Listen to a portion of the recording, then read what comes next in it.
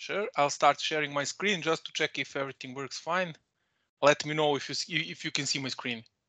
We can see your screen. Awesome. So, hi everybody. Good morning, good afternoon, or good evening, depending on which part of the planet you currently are.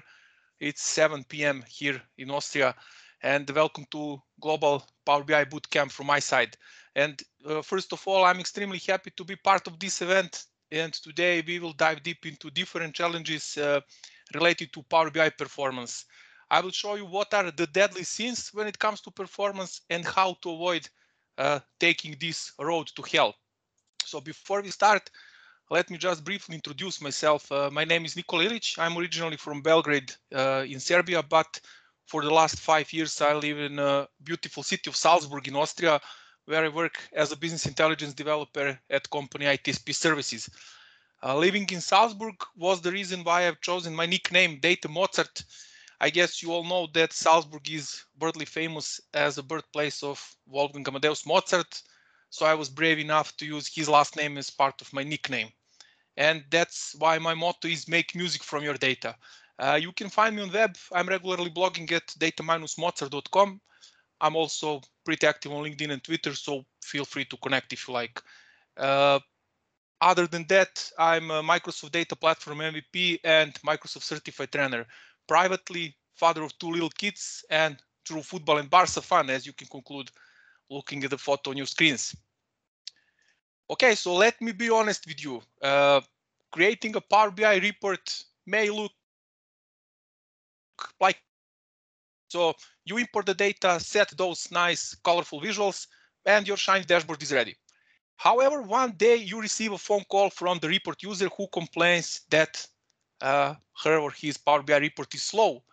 Or even worse, your DBA walks into your office and asks you to explain why your report burns all the available resources during the data refresh process. Or no one comes to you, but your report blows the maximum limit in terms of memory consumption. As I've already told you, creating a Power BI report is not rocket science. Yeah, let's be honest. But there is a huge difference between a Power BI report that just works and Power BI report that works efficiently. Now you're probably asking yourselves, if I have performance issue, where do I start? And that's a great question, because once you identify the area that causes problems, you are halfway through the solution. Okay, maybe not halfway, but you can then shift your focus to finding a solution to a more specific issue. And speaking in that regard, there are at least 5 key areas to examine if you want to improve the performance of your Power BI reports. First one is data model size, then the next one is data refresh process. Next is DEX calculations, after that visualization rendering time, and finally storage mode choice. Let's go now and try to understand each of these areas in more depth.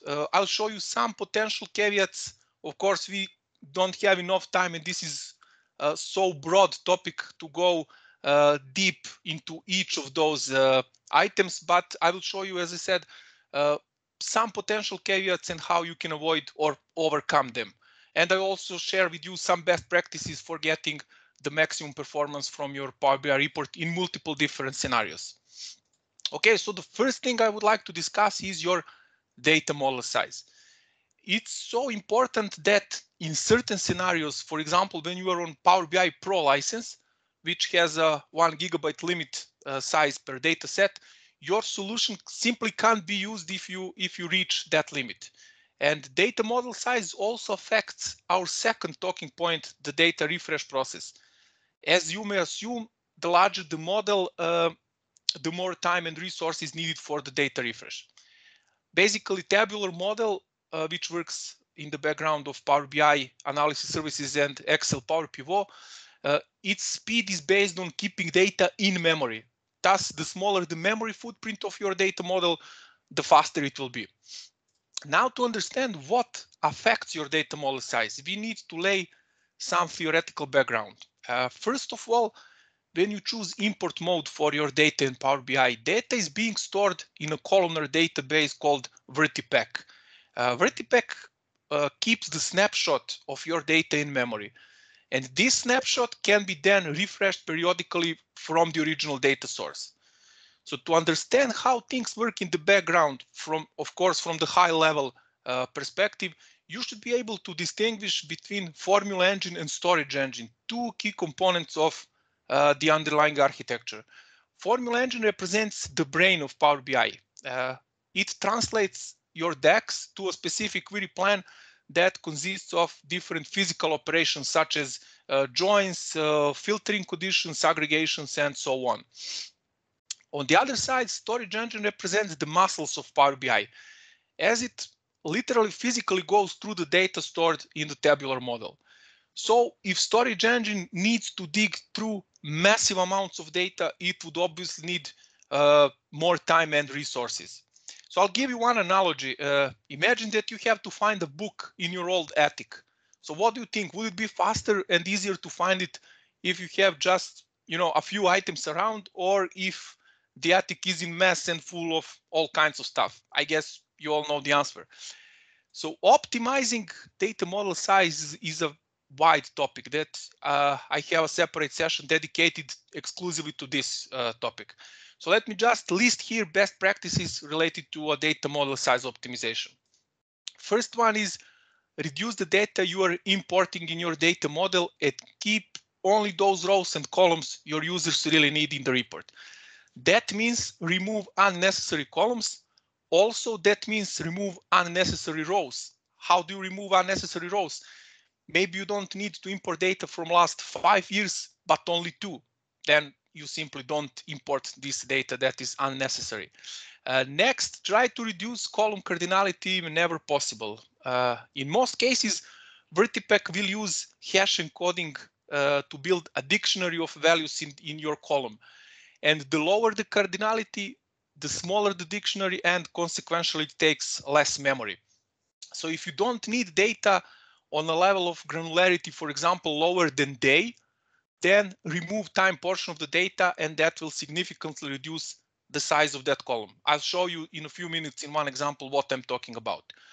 Next, avoid using calculated columns whenever possible, as they're not optimally compressed, shortly said.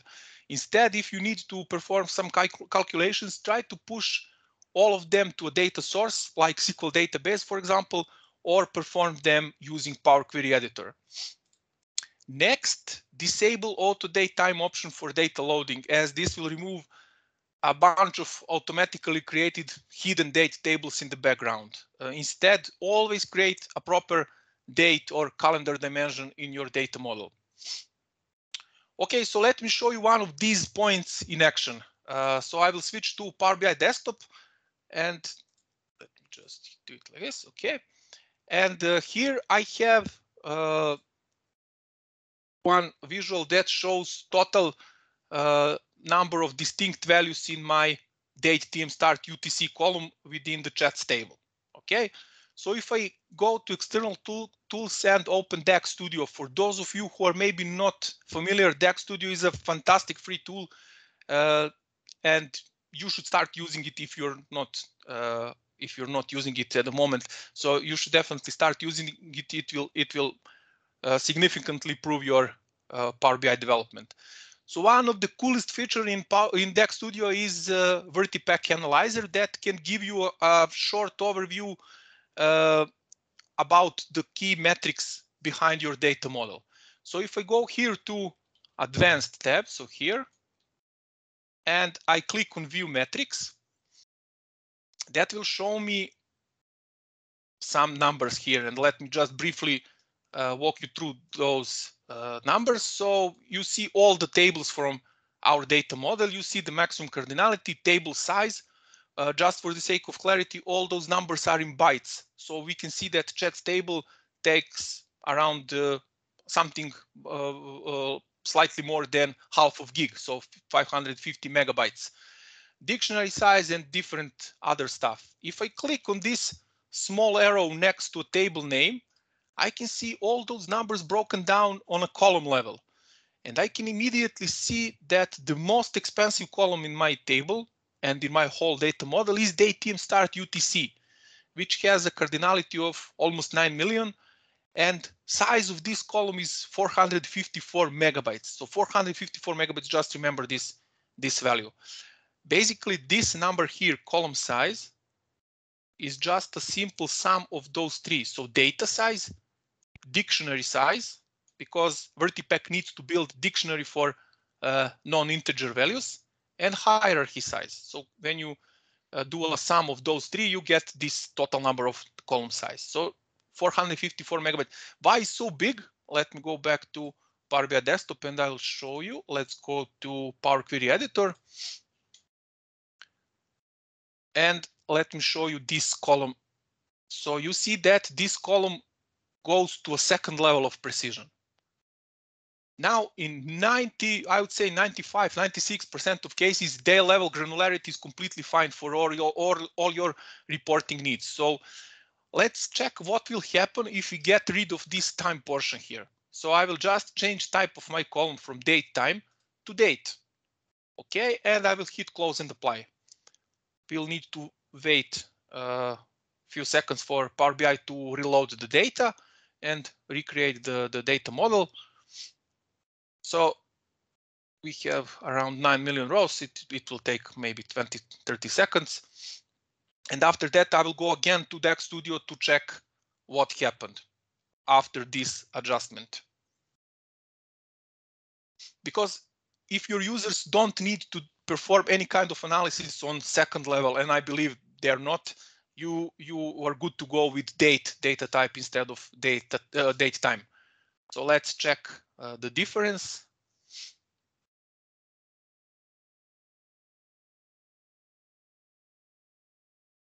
On larger models, the difference will be even bigger. So keep that in mind. This is not a big table. 9 million rows is nothing for VertiPack and Power BI. Okay, so here we go. Now we have, instead of almost 9 million, we have 1,356 distinct values. And if we go again here, I'll click on View Metrics, and you can see now that this column takes 6 megabytes. So instead of 454, it takes 6 megabytes. And now the whole table takes 100 megabytes instead of 550. So that's a huge memory saving. As I said, try to reduce the cardinality of your column whenever you can, as that will enable VertiPack to compress the data more efficiently. Fine, so now that you know how to optimize your data model size, your data refresh process will run much faster. Well, that's true, but not in 100% of cases. I mean, if that was simple as that, this session wouldn't have existed at first place. So as I've already explained, VertiPack keeps the snapshot of your data in memory, and you are then refreshing this snapshot from time to time, depending on your specific business needs. It can be once per hour, once per day, and so on. Now, chances are that you are applying some transformations to your data before you load it to Power BI, be it currency conversion, data filtering, renaming your columns, performing some calculations, and so on. So where do you shape your data? Source database. That's the most obvious choice, and in most cases, I would say the most desirable scenario based on traditional extract, transform, and load ETL processes. If you don't perform data transformations on the source side, for whatever reason, the next station is Power Query. Power Query is the built-in tool within Power BI that enables you to perform all kinds of transformations to your data. Last time I checked, according to Microsoft's official documentation, you can apply more than 300 different transformations, and that number is constantly increasing. The key advantage of Power Query is that you can perform complex data transformations with little or no coding skills at all. Additionally, all steps that you apply during the data transformation process are being saved. So every time you refresh your data set, those steps will be automatically applied to shape your data and prepare it for consuming via reports. Under the hood of Power Query is a mashup engine that enables your data shaping process running smoothly. Power Query uses very powerful M language for data manipulation, so you can extend your transformations by writing M code. For some data sources, such as relational databases, but also for some non-relational data sources, for example, OData or Active Directory or Exchange, Mashup Engine is able to translate M language to a language that this underlying data source will understand.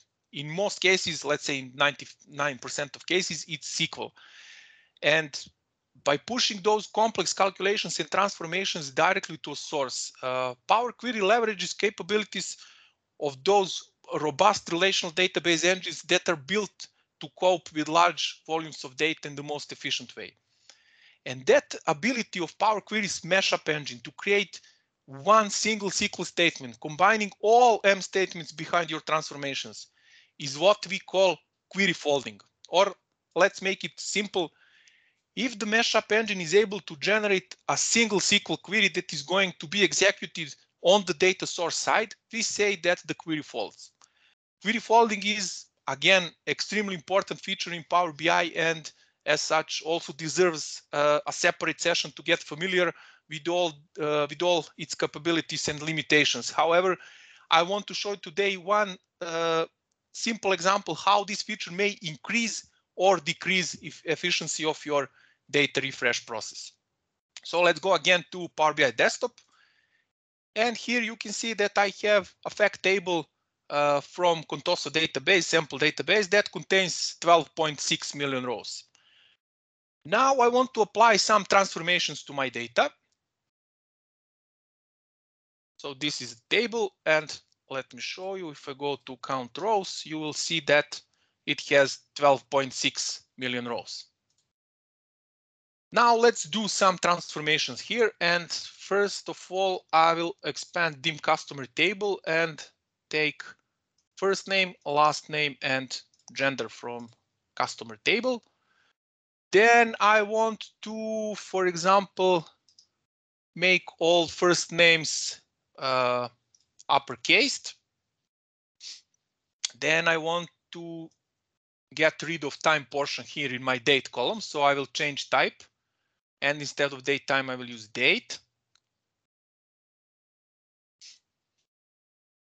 Okay, then let's do like, I don't know, sales amount. Let's do absolute value of sales amount.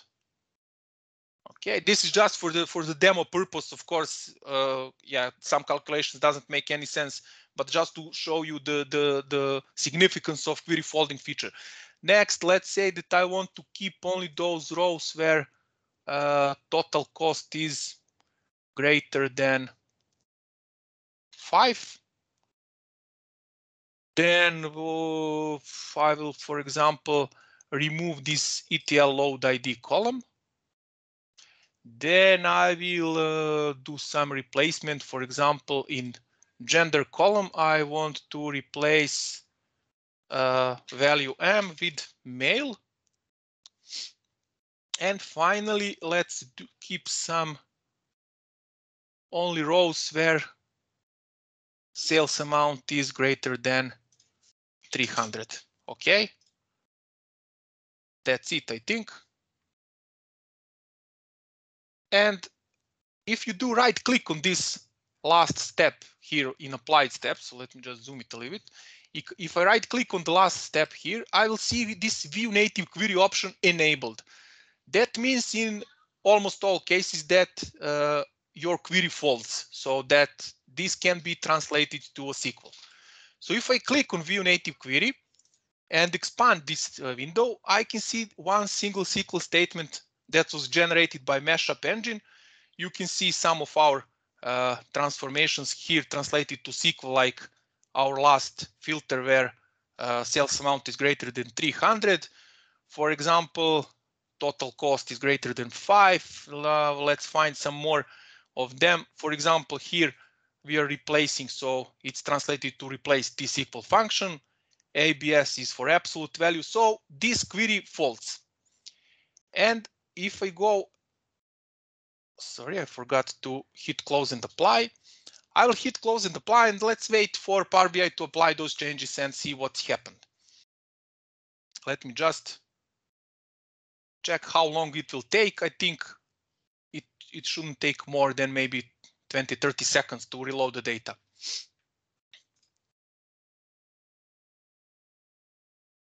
Evaluation sometimes takes most of the time. Okay, so we are loading data to our data model. Soon, hopefully.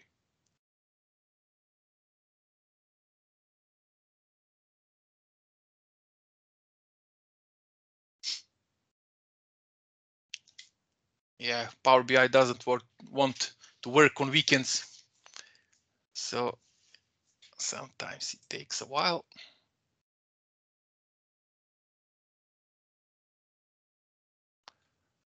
Sorry about waiting, but yeah, that's when you're doing live demo. Sometimes it happens that it takes longer than usual.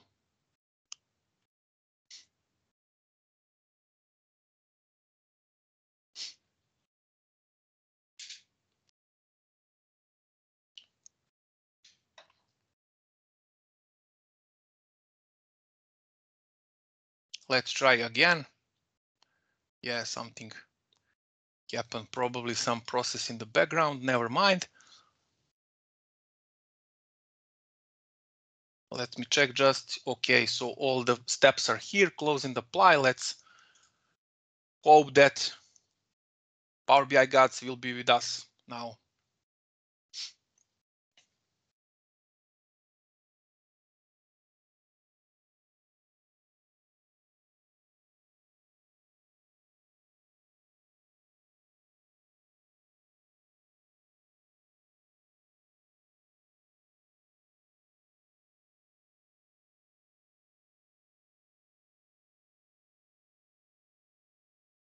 Okay, hopefully it will start soon.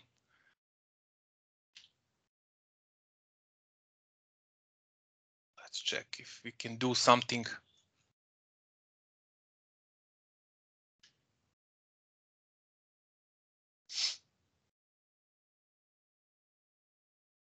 No, something is definitely stopping here.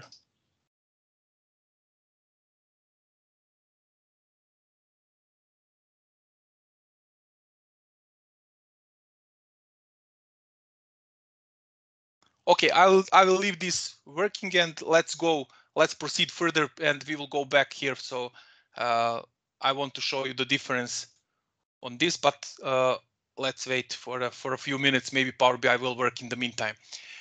Generally speaking, listing all the best practices related to data refresh process would be complex tasks. Therefore, if you identify that your data refresh takes, a while or eternity to execute, maybe it's a good idea to check it and investigate in more details. The first thing I'm going to recommend you here is a really fantastic blog post from Phil Seamark, where he explained how you can visualize your data refresh process and quickly identify potential bottlenecks. Here is the link to this blog post, and you can see how to recreate the same visual here.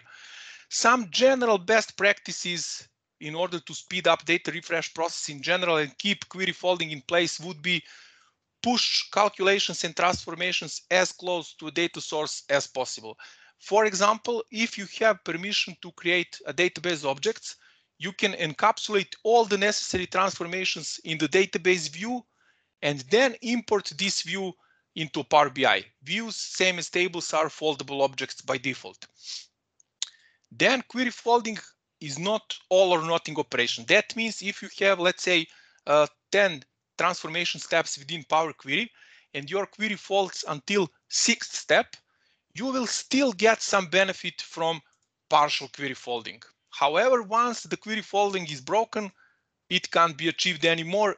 Keep that in mind and try to push all non-foldable steps, if you need to use them, down the pipeline as much as possible. Okay, thanks Power BI, that was finally done. And you see that we now have 2.8 million rows. Now, in reality, this takes around 30 seconds to reload.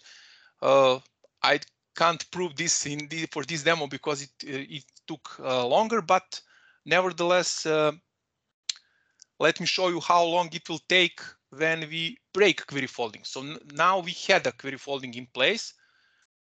Here I will just here for this step where I removed the time part from my date column.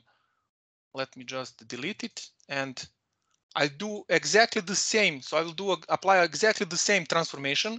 I will remove type portion, but this time instead of changing type, I will use transform option here, and I can select date only. Yes, I want to insert my step, and you will see that results look exactly the same. So we have only date here. But now if I right click on this last step, you can see that this view native query option is disabled, which means that your query in probably 99% of cases will not fold. Let's now hit close and apply, and let's wait for Power BI to apply these changes. So you couldn't see in previous run, those batches of rows were like 100,000, 120,000 per one batch. Now you see that it loads like 25, 30,000 per batch, which is the first indicator that maybe your query folding is broken and that you need to investigate. Never mind, we will have like 2.8 million rows, so this will be soon completed, I hope. And in first case, while I was performing some tests, it took around 30 seconds. And now it takes, let's see, oops, what happened? So why Power BI continue loading our data when we know that we have 2.8 million rows? So basically what happened here is that Mashup engine now had to pull all the data from the source because it couldn't translate our filters to SQL and push those filters to SQL source database. In first example, it literally said, give me only those rows where sales amount is greater than 300, where I don't know, absolute value needs to be recalculated there. Now it can't translate our transformations, and it needs to pull all data, so 11 or 12 million rows, and then apply all necessary transformations on top of those 12 million rows. So I will stop here because we don't need to wait again, but order of magnitude in difference between query folding and query not folding is like 5 or 6 times more time, not to mention resources needed when your query doesn't fold. Okay, going back to a presentation. So another one very important, turn off allow data preview to download in the background. So how do you do this? Let me show you, and let's cancel this one. So you go to file, and let's wait a few seconds for this to be canceled.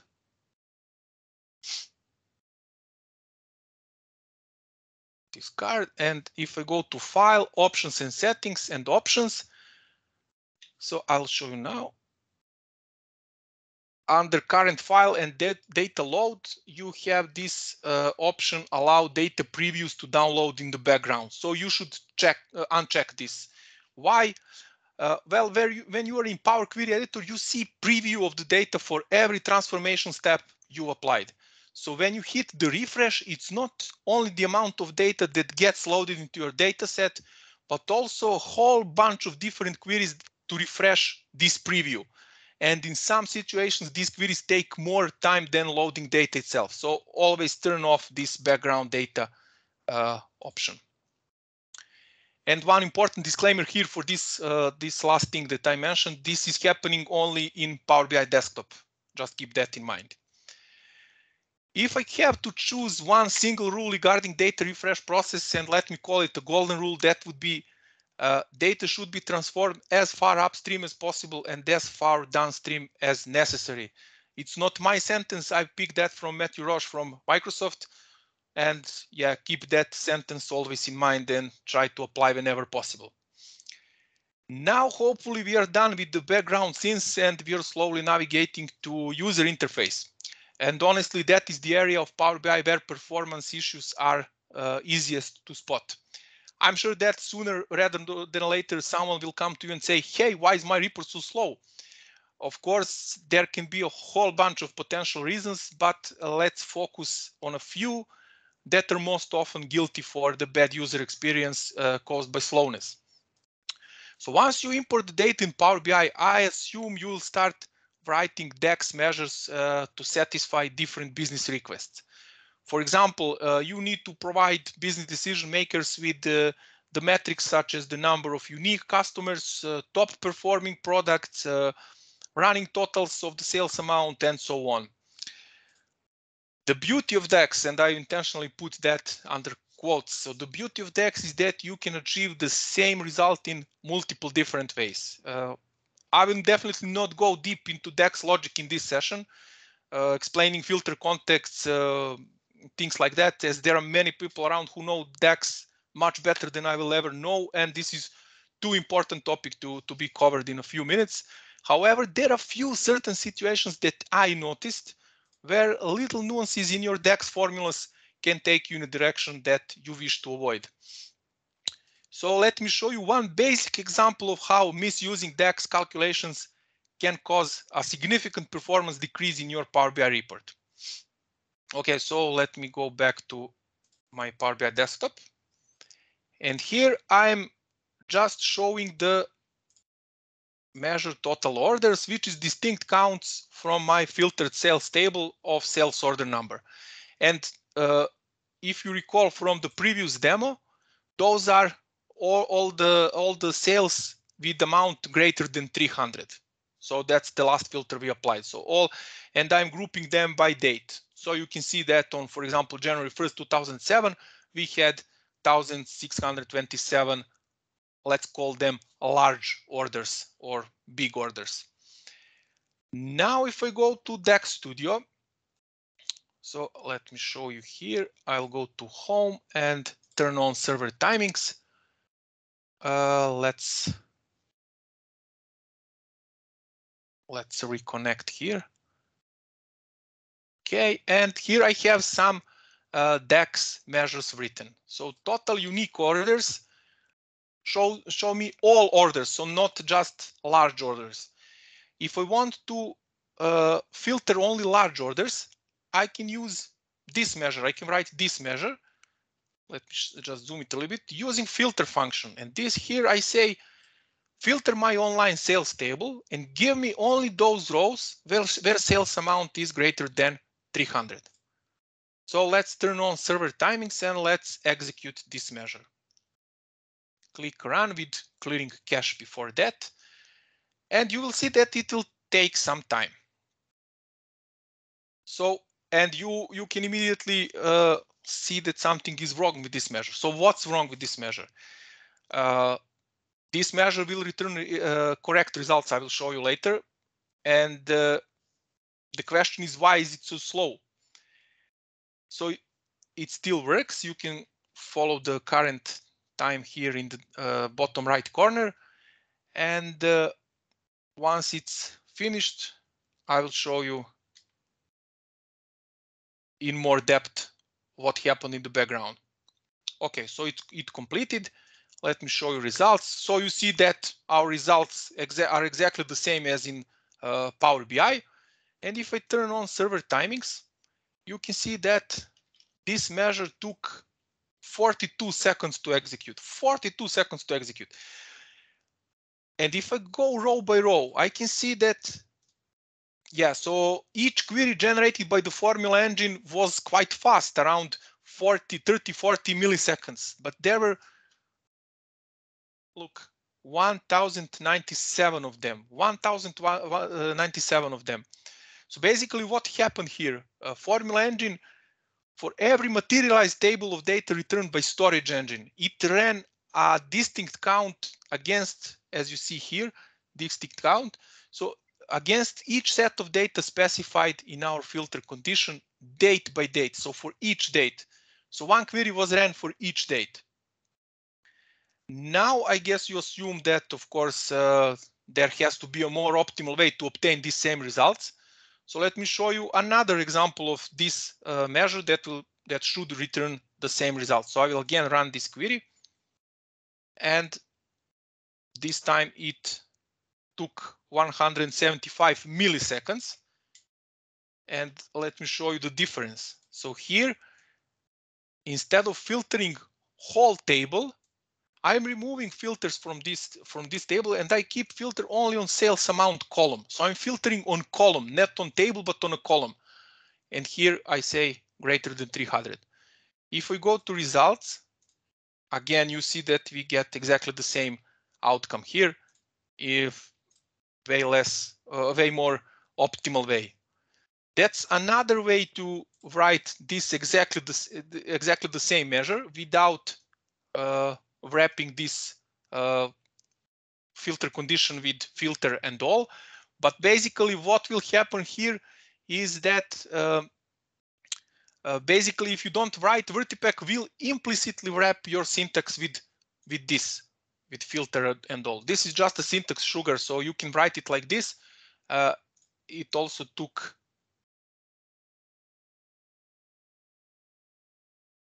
let's do again. And it also took, so exactly more or less exactly the same time, 170 milliseconds, again, just one query. So that's fine. And you remember when I told you that the beauty of DAX is the possibility to obtain same results in multiple different ways. So let me show you the fourth measure definition that will return the same results here. This time I will use keep filters function. Just one disclaimer, this function is quite different from the filter function, but in our scenario, it should return the same result as the previous measure. So this one with keep filters, I will run this one now, and it returned data in 153 milliseconds. So again, very fast. Let me show you results.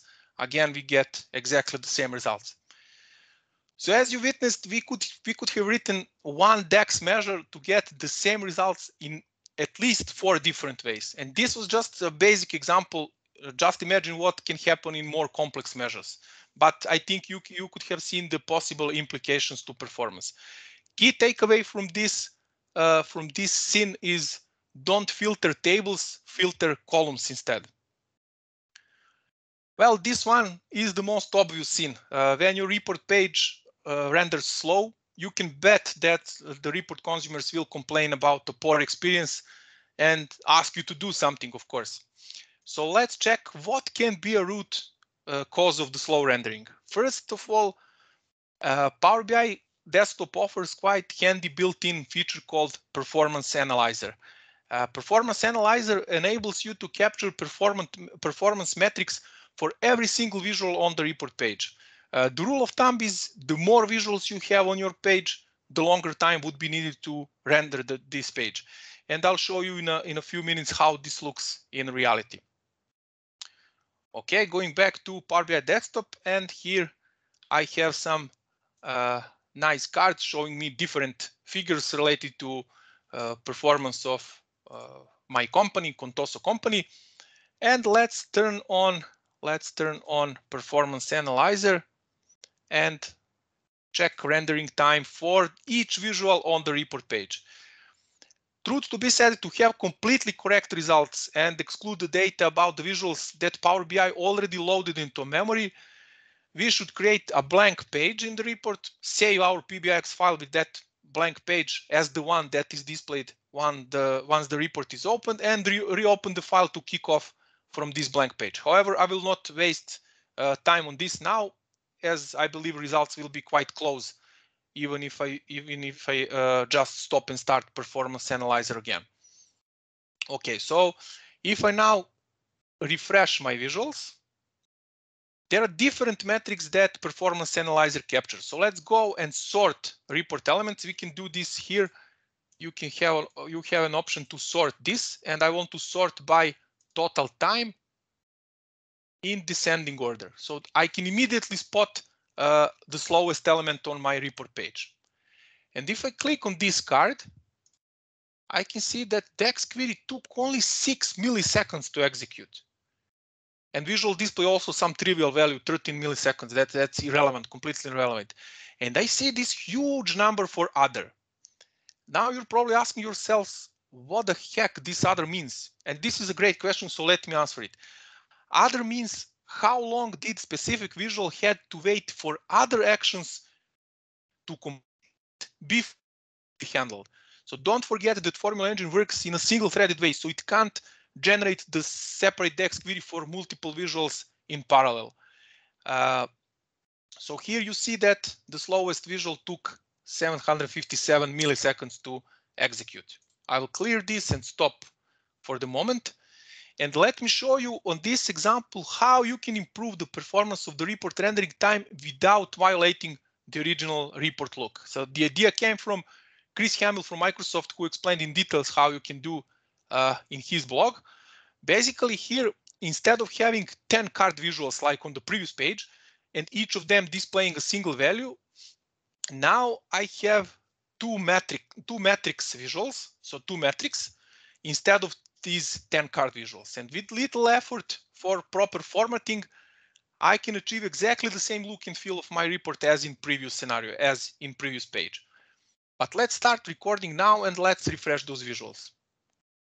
And you see that now the slowest visual took 257 milliseconds instead of almost 800. So basically what happened here, instead of generating 10 separate queries, Formula Engine now was able to generate only 2 queries to retrieve all the data. And that would obviously reduce rendering time of your report page. In the end, similar outcome can be achieved with a free custom visual if you prefer to use custom visuals and without so much effort for formatting. A free custom visual called Card with States from OKViz, which you can download from App Source Marketplace. Okay, so what are the best practices when it comes to visuals rendering time? Here is the short list, of course, of things you should or should not do when it comes to performance of your visuals.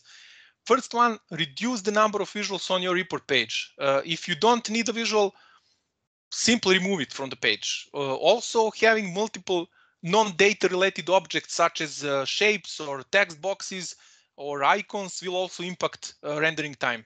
Therefore, if you plan to use a lot of shapes and text boxes, consider using PowerPoint.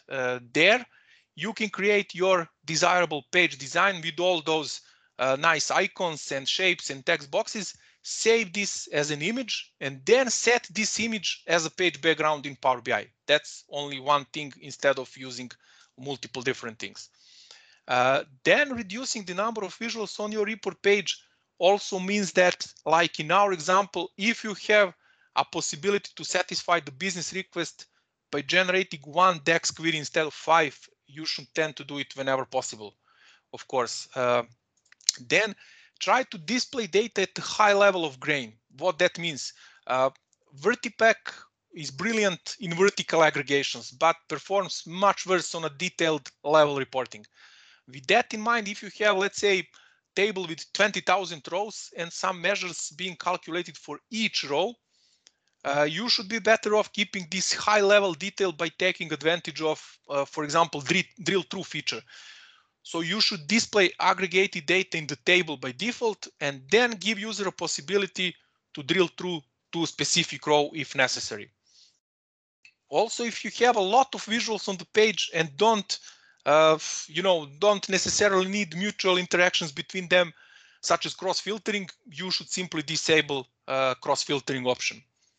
Also, sometimes sync slicers option can be performance killer. If you have multiple slicers on multiple report pages and you choose to synchronize all of them, make sure that it's not the reason for your report's poor performance. Fine, so well, maybe I should place this in the beginning, as decision which storage mode to use is one of the first you need to make when starting building your Power BI solution.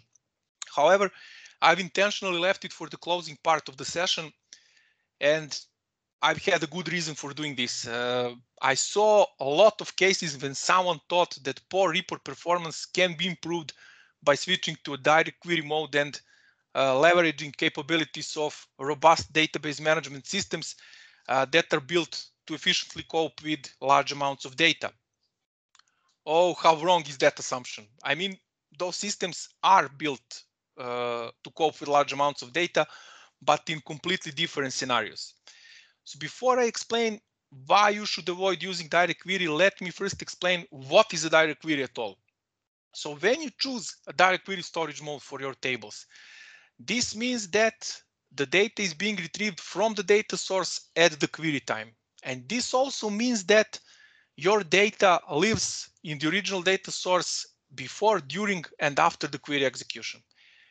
So thinking that using direct query mode will improve your Power BI report performance is one of the biggest fallacies. So direct query will never ever improve performance of your Power BI report. Keep that in mind, please. To cut the story short, you should use direct query literally in three and only three scenarios.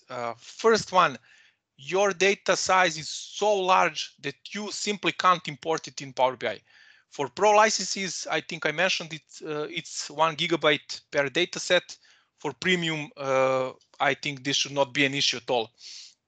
Then, requirement to have near real-time reporting solution. As we've already learned, when you use import mode, Power BI keeps the snapshot of your data. Now let's say that the requirement is to have data with maximum 1 minute latency. Obviously, you can't refresh data so frequently to satisfy that request. However, don't fall into the trap as all of your users will request real-time data. Try to explain them all the downsides of using direct query mode. And from my experience, in most of the cases, users will admit and agree that maybe they don't really need real-time data. Next one, when security policies are defined on the data source side, as report consumers' credentials will be propagated to the underlying data source and security rules will be applied there, then direct query makes sense, of course. If I still didn't convince you to avoid direct query, or you simply must go this way, here is the list of general rules that you should keep in mind in order to get the maximum performance from direct query storage mode. So the first thing is one huge if. So if you have permissions to perform changes on the data source, there are multiple ways to improve direct query performance, of course. So first, you can create proper, you or your DBA, if you are on good terms with your DBA. Your DBA or you can create proper indexes to support your most frequently run queries. Also, you should ensure that data integrity is in place. And finally, if possible, create a persistent data objects in the database, such as tables, or even better materialized or indexed views, which will persist all the necessary transformations and calculations. If you don't have access to an underlying database, you can still gain some improvement within Power BI itself. The most important thing to keep in mind, avoid complex Power Query transformations, as the SQL that is being generated by the mashup engine is not always the most optimal one.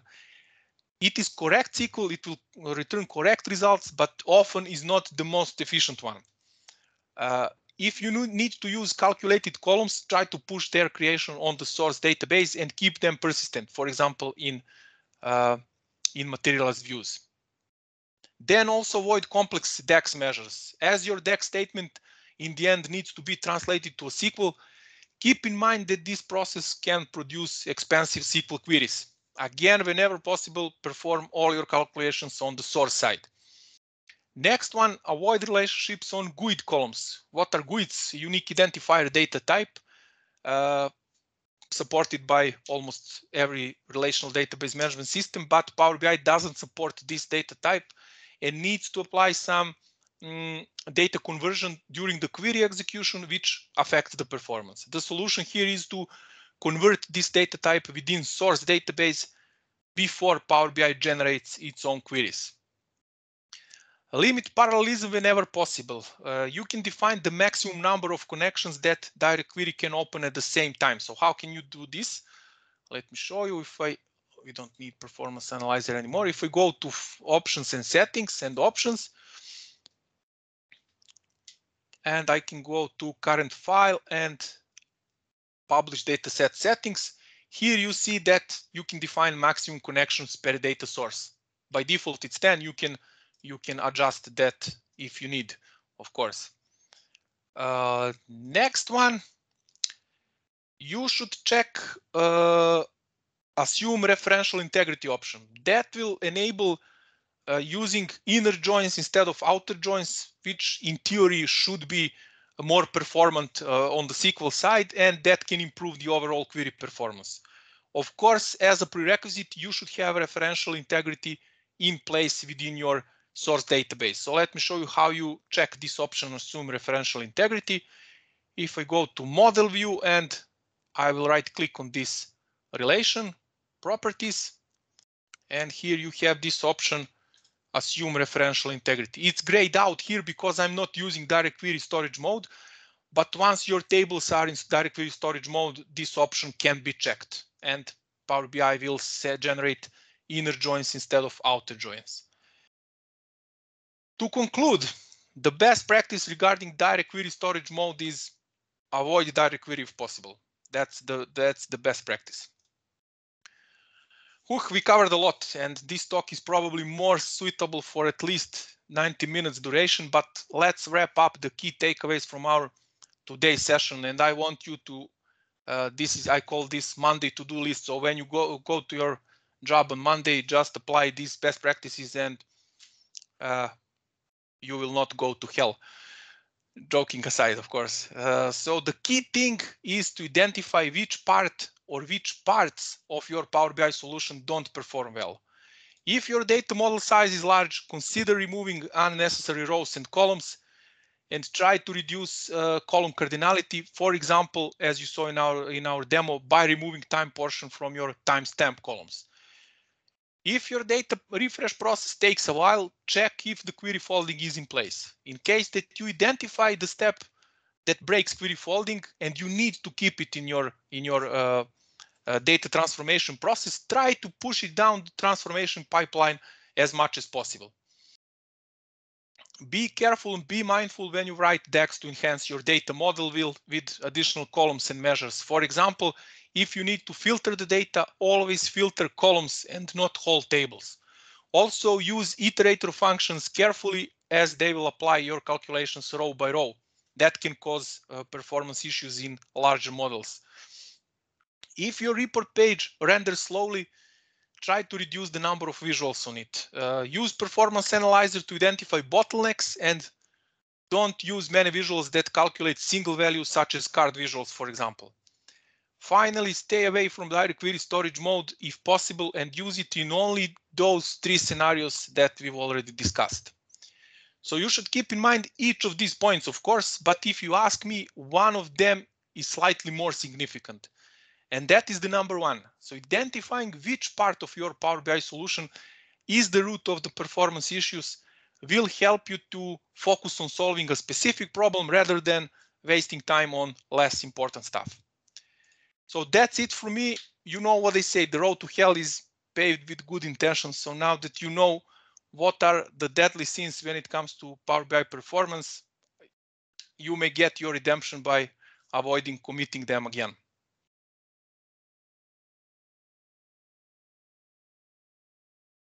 Any questions? I will switch to chat window.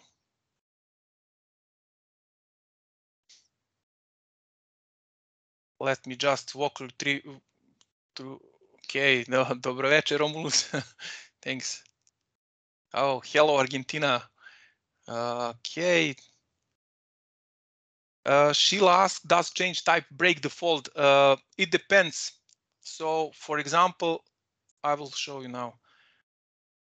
If you're changing type using change type here and here changing type, it doesn't break query folding.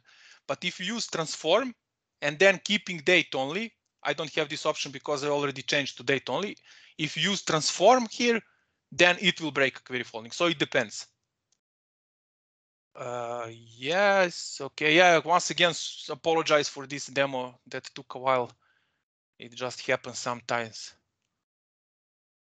How can I pre-group and sum count data to load only the summary? Lawrence asked, how can I pre-group and sum count data to load only the summary? You can create, if you have permission to create prepared data on the data source side, for example, if you're using SQL database, that's my assumption that you are using SQL database as a data source, you can create views and within the view, you already pre-aggregate data using sum and count. Yeah, Hasham already explained. Sorry, I didn't see that. Can a Dataverse view work? Don't have any experience with Dataverse, honestly, so I can't answer this question. Amit asked, but what about importing a large data warehouse with 50 dimensions and 15 fact tables with each fact more than 10 million data should use direct query or import data? You can also take advantage of composite models in Power BI. So whatever can be imported in Power BI should be imported. That's where Power BI excels, and that's the most natural way for Vertipack to work fast. If you can't fit some data into Power BI import mode, then of course you can keep those tables in direct query mode and then use composite model or use dual mode also, because then Power BI decides if it can use import mode or direct query mode. Alvin asked, what is direct query in general? I think we answered this in the last part of the session. Thank you all. Yeah, I hope that you find this useful. I will share my presentation, of course. Mark asked, why did I use matrix rather than a table for the combined visual? It offers more options for formatting to look like those cards. So that's the main reason, nothing else. So it's easier to apply formatting options to look like those cards.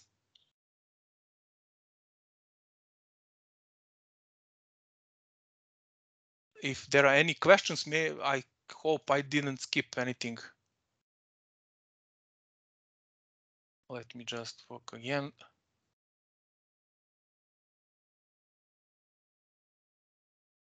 I think that was all the questions.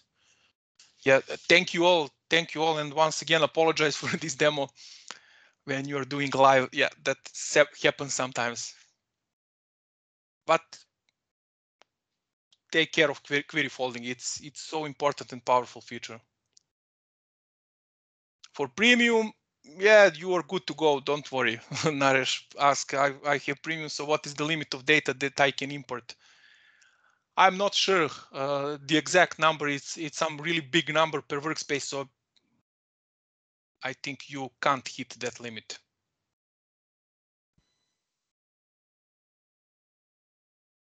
Let me maybe quickly check if we have. We have only 1 minute until the next session.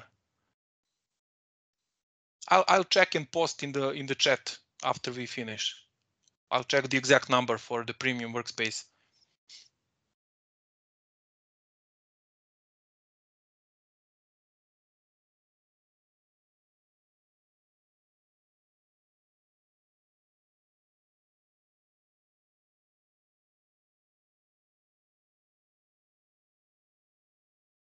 Hasham already posted. Yeah, that's for Pro is 1 gigabyte. For premium, I think it's 400 per workspace, I think, but I'm not sure.